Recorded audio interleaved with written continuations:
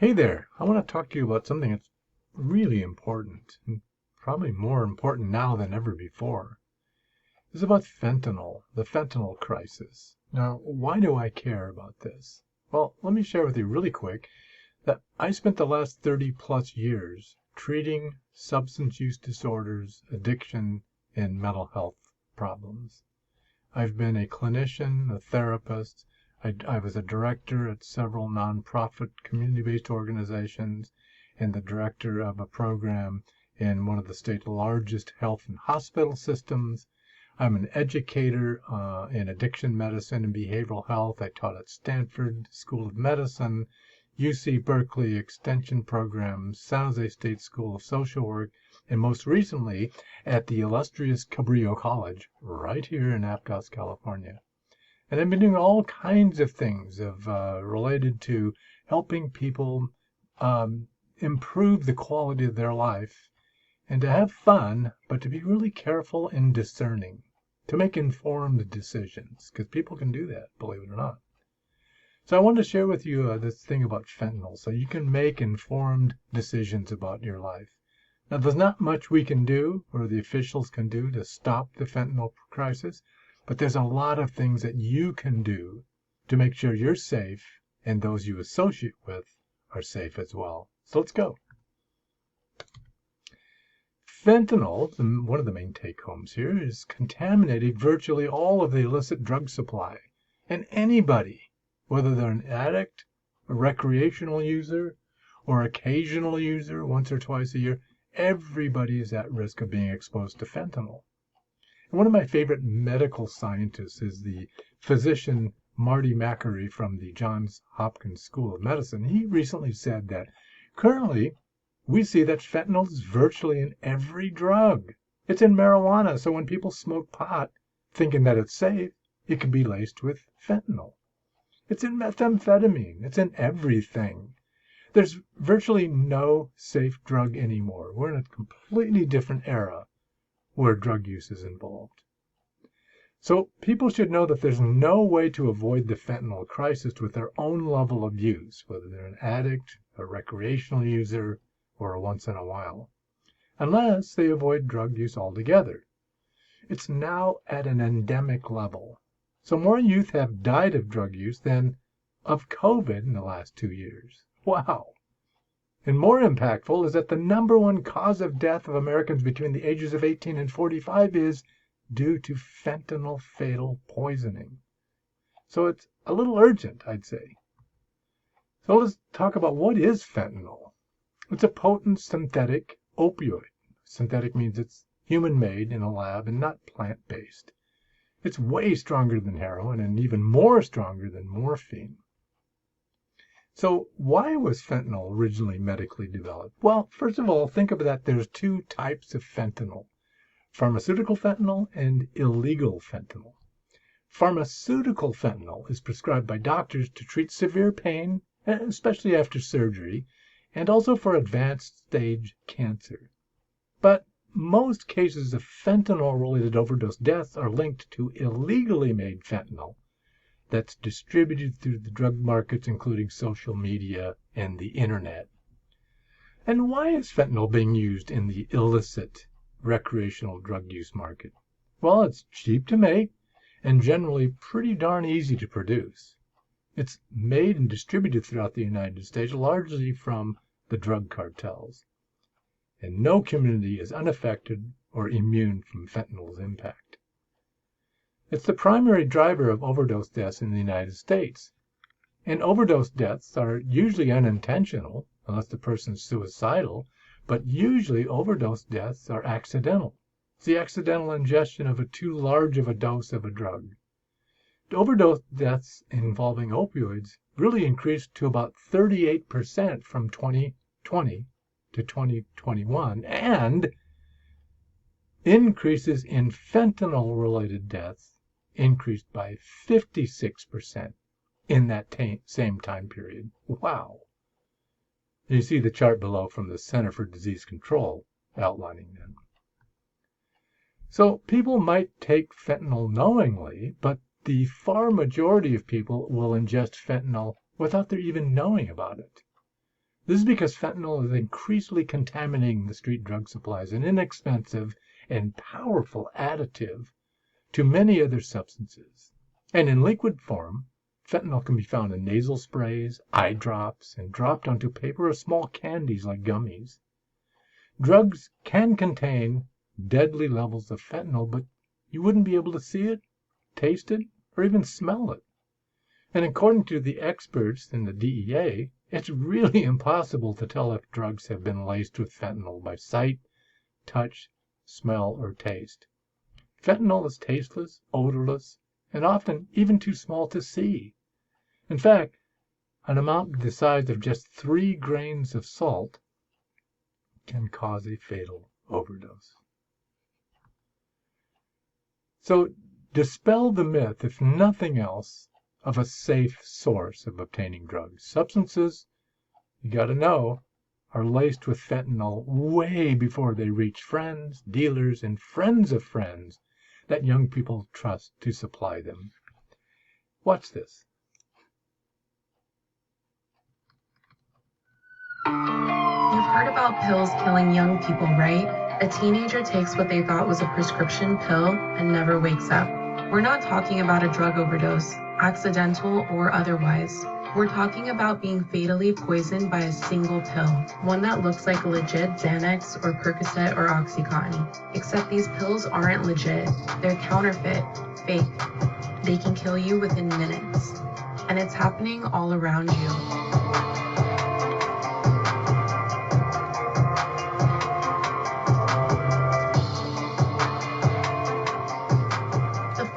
Growing group of victims is young and inexperienced. They take pills for different reasons. Some of them are experimenting, others are stressed out and self-medicating. Many victims died at home in their beds after swallowing just one pill. Every young person is at risk.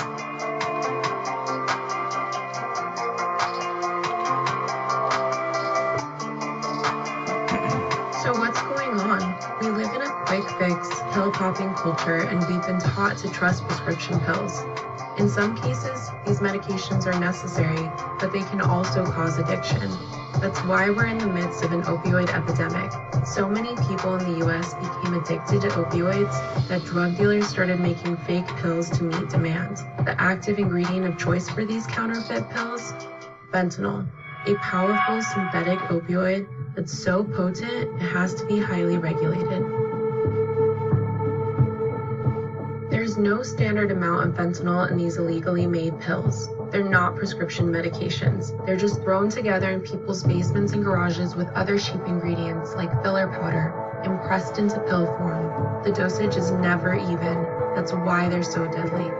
But fentanyl can be cheaply imported, and it's also highly addictive, which makes it ideal for creating fake pills. The drug cartels got involved too.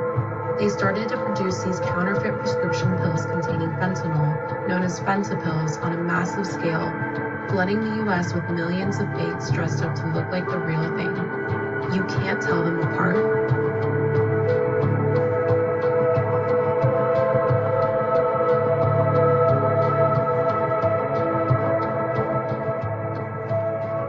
Authorities can't fix this or make it go away, but you don't have to be the next victim. If you don't know where your pills are coming from, don't take them. Don't believe sellers on Instagram, Snapchat, TikTok, or any app. Don't believe friends who get pills from supposedly reliable dealers. Don't believe someone who says a pill has been tested. You may have heard of test strips that can detect fentanyl in illegally made drugs, but they're not reliable with pills, where fentanyl can be unevenly distributed. There's no way to figure out whether a pill contains fentanyl without grinding it up and dissolving it. In other words, destroying it. So if a drug comes to you in pill form, it hasn't been tested, period. And even if you test one pill in a batch, you have no way of knowing whether the other pills contain fentanyl. If it's not from a doctor or pharmacist, it's not legit. No random pills. Now you know the facts. Tell your friends, tell everyone you know. The more people who learn about fentanyls, the safer we're all going to be. You didn't create this problem, but you can be part of the solution. Help us spread the word. One pill can kill.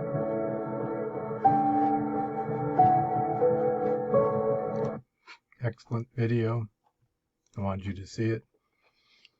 So let's talk a little bit about what you can do if someone's at risk for overdose, which is what we said, someone who's using an illicit drug, even recreationally.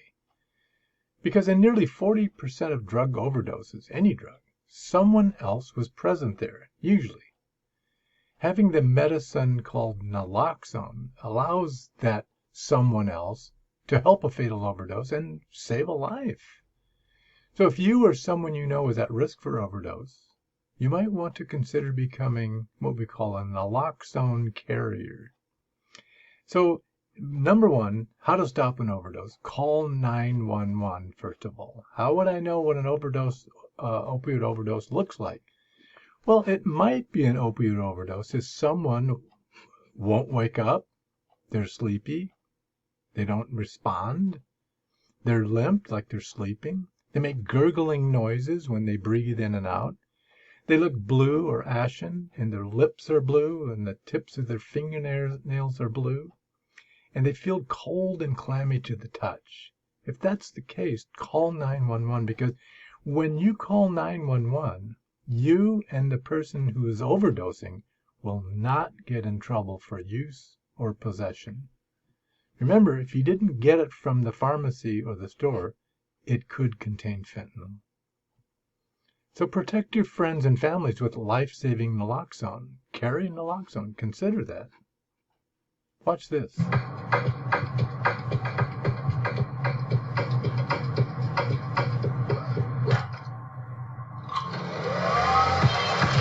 Getting ready, we all have our routine. Finding an outfit. Fixing your hair. And all the other little touches. Gum, check. Keys, check. Phone, check.